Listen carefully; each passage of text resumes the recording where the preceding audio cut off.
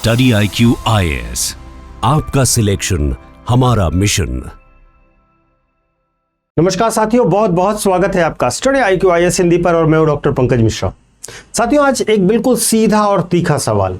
मान लीजिए आप किसी सरकारी कार्यक्रम में हैं, अचानक राष्ट्रगान शुरू होता है, आप जोश में गाना शुरू कर देते हैं, लेकिन हड़बड़ी में आपसे एक शब्द का उच्चारण गलत हो जाता है या फिर राष्ट्रगान के बीच में ही अचानक आपको हंसी आ जाती है।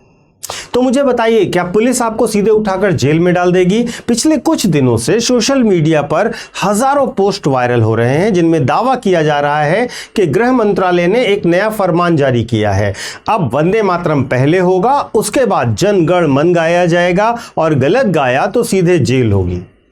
तो क्या सच में भारत सरकार ने राष्ट्रभक्ति को लेकर कोई नया कानून बना दिया है या फिर हमेशा की तरह सोशल मीडिया की व्हाट्सएप यूनिवर्सिटी आधी अधूरी जानकारी फैला रही है?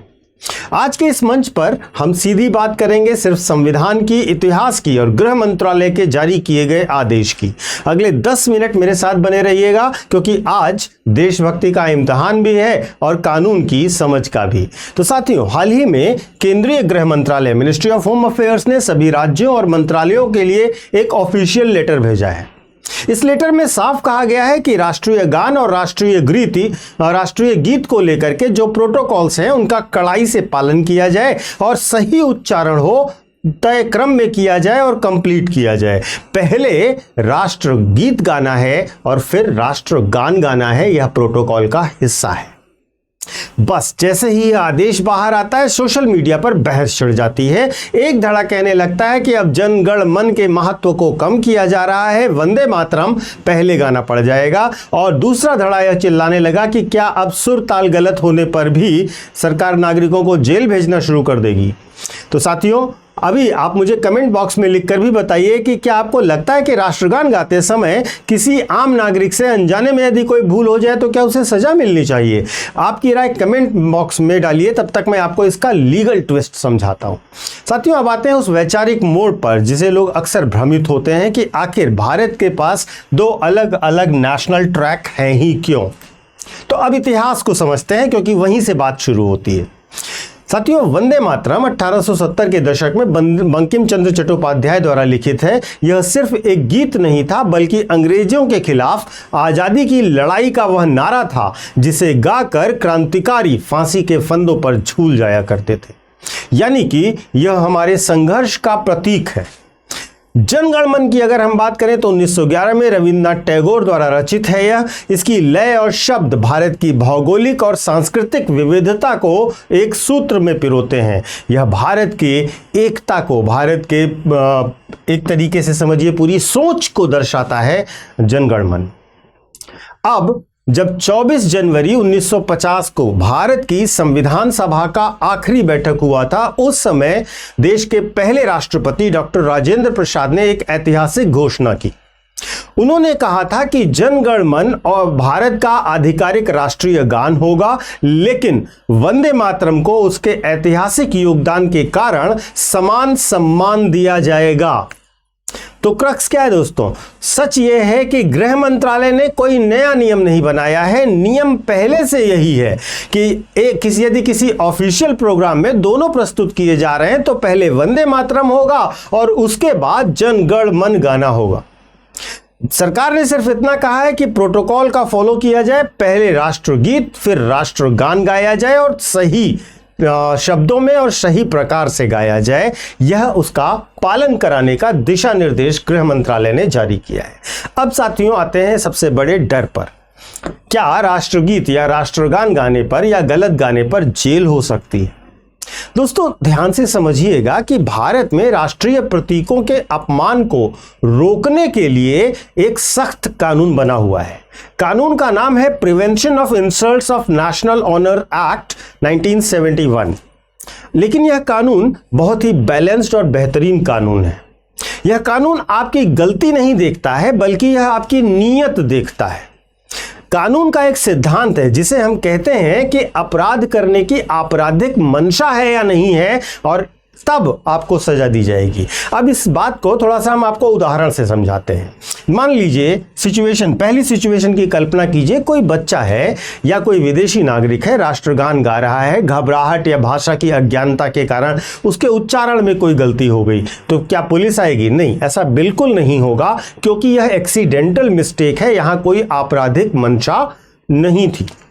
लेकिन अगर राष्ट्रगान बज रहा है और कोई व्यक्ति जानबूझकर बीच में चिल्लाने लगता है, हूटिंग करता है, गलत हरकतें करता है या लोगों को खड़ा होने से रोकता है ताकि व्यवधान पैदा हो, तो अब यहां पर कानून काम करेगा, यानी कि इंटेंशनल इंसल्ट नहीं होनी चाहिए।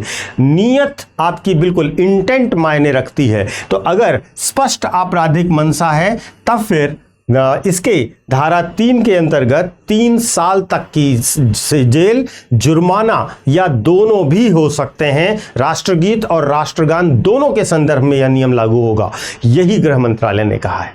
तो दोस्तों, जानबूझकर अपमान क्यों करना है राष्ट्रगीत और राष्ट्रगान का, यह निश्चित तौर पर एंटी नेशनल थीम चली तो जाएगी इस पर। तो दोस्तों, यहाँ पर एक और बात है, एक और पॉइंट ऑफ व्यू है जो हमें समझना चाहिए, और वह है सुप्रीम कोर्ट का ऐतिहासिक निर्णय। सुप्रीम कोर्ट ने बिजॉय एनुअल केस 1986 में एक बहुत बड़ा निर्णय दिया था। हर भारतीय को यह निर्णय पता होना चाहिए। बिजॉय एनुअल बनाम केरल राज्य का मामला था यह। जोहावा विटनेस समुदाय के 3 बच्चे स्कूल में राष्ट्रगान के समय बेहद सम्मान के साथ सीधे खड़े रहते थे, लेकिन अपनी धार्मिक मान्यताओं के कारण वे उसे गाते नहीं थे। स्कूल ने उन्हें निकाल दिया। मामला सुप्रीम कोर्ट पहुंचता है। सुप्रीम कोर्ट ने ऐतिहासिक फैसला सुनाते हुए कहा था कि अगर कोई व्यक्ति राष्ट्रगान के समय आदरपूर्वक खड़ा रहता है, कोई व्यवधान नहीं डालता, लेकिन गाता नहीं है, तो उसे आप जबरन गाने के लिए मजबूर नहीं कर सकते। केवल ना गाना अपराध नहीं है। हमारा संविधान नागरिकों के मौलिक अधिकारों और राष्ट्रीय सम्मान के बीच एक खूबसूरत सा बेहतरीन संतुलन बना के देता है। अब जितने भी यूपीएससी के कैंडिडेट्स हैं जो कंपटीशन के एग्ज़ाम की तैयारी कर रहे हैं, इस वीडियो को देख रहे हैं, वे इसे जीएस के पेपर 2 यानी कि इंडियन पॉलिटी और गवर्नेंस के हिसाब से देखें। क्या यहाँ पर आपको कुछ आर्टिकल्स बहुत अच्छे से समझने होंगे। आर्टिकल 51A, जहाँ पर आपके मौलिक कर्तव्य बताए गए हैं कि राष्ट्रगान का सम्मान करना आपका नैतिक कर्तव्य है, जहां पर राष्ट्रगीत, राष्ट्रगान, संवैधानिक आदर्शों के सम्मान की बात की गई है। Article 19(1)A sub clause A जो अभिव्यक्ति की आज़ादी की बात करता है, वहां पर चुप रहने का अधिकार भी, right to silence is also a part of right to freedom of expression, यानी कि चुप रहना भी अभिव्यक्ति का ही हिस्सा है। 19(1)A इसको इंश्योर करता है। इसी तरीके से 1971 के एक्ट का कानूनी दायरा समझिएगा। केवल जानबूझकर किए गए अपमान और व्यवधान पर सजा की व्यवस्था है, नहीं तो इसमें ऐसी कोई व्यवस्था नहीं की गई है। तो साथियों, यहां पर इस पूरे जो गृह मंत्रालय का नोटिस है और उसके साथ साथ जो पूरे भ्रम लोग फैला रहे हैं, वहां पर एक निष्कर्ष बिल्कुल सीधा है। हमारा तिरंगा, हमारा राष्ट्रगान और हमारी राष्ट्रीय गीत हमारी साझा सांस्कृतिक और राष्ट्रीय स्मृतियां हैं। इनका सम्मान करना हर भारतीय का परम कर्तव्य है। लेकिन देशभक्ति का मतलब यह कतई नहीं है दोस्तों कि आप सोशल मीडिया पर फैलाई जा रही किसी भी फेक न्यूज़ के आधार पर पैनिक करने लगें और दूसरों को जज करने लगें। राष्ट्रभक्ति अफवाहों से नहीं, तथ्यों से मजबूत होती है, जानकारी से मजबूत होती है। गृह मंत्रालय का पत्र कोई नया कानून नहीं, बल्कि एक कंप्लायंस रिमाइंडर है। इस विषय पर आपका क्या सोचना है, कमेंट सेक्शन में अपनी राय जरूर साझा कीजिएगा। जय हिंद और वंदे मातरम भी लिखिएगा। वीडियो को लाइक और शेयर भी कीजिएगा। साथ ही साथ स्टडी IQ चैनल पर यदि नए हैं तो इसे सब्सक्राइब भी कर लीजिएगा। एक छोटा सा अनाउंसमेंट, जो बच्चे यूपीएससी की तैयारी कर रहे हैं या करना चाहते हैं और जिनका लक्ष्य 2027, 2028 या 2029 में यूपीएससी को क्रैक करना है, वो हमारे साथ जुड़ सकते हैं। इस समय हमारे पास एक बहुत बेहतरीन ऑफर है जिससे उन्हें बहुत खुशी होगी, और वो ये है कि इस समय हमारे यहाँ लोएस्ट प्राइस पर आपको कोर्स दिया जा रहा है, यानी कि 7,999 रुपए की शुरुआती दाम पर आपको मिल रहा है। इस कोर्स में आपको हिंदी माध्यम में, इंग्लिश माध्यम में, बाइलिंगुअल जो भी आप लेना चाहें ले सकते हैं। 18 बुक का सेट आपके घर पर आएगा। आपको regular classes, mentorship, test series और ढेर सारी सुविधाएं दी जाएंगी। इनकी जानकारी के लिए आप हमारे डिस्क्रिप्शन बॉक्स में दिए गए लिंक पर जाकर या हमारे ऐप या वेबसाइट पर जाकर देख सकते हैं। साथ ही साथ वहाँ पर डेमो क्लासेस भी हैं, उन्हें भी ज़रूर देखिएगा। और इसके बाद ज्वाइन करने से पहले आपको बस एक कोड यूज़ करना होगा, PK Live।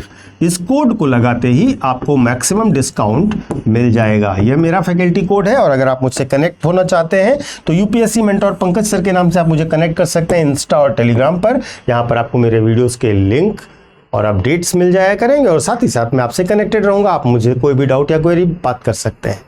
Thank you so much. जय हिंद। स्टडी IQ IAS, आपका सिलेक्शन हमारा मिशन।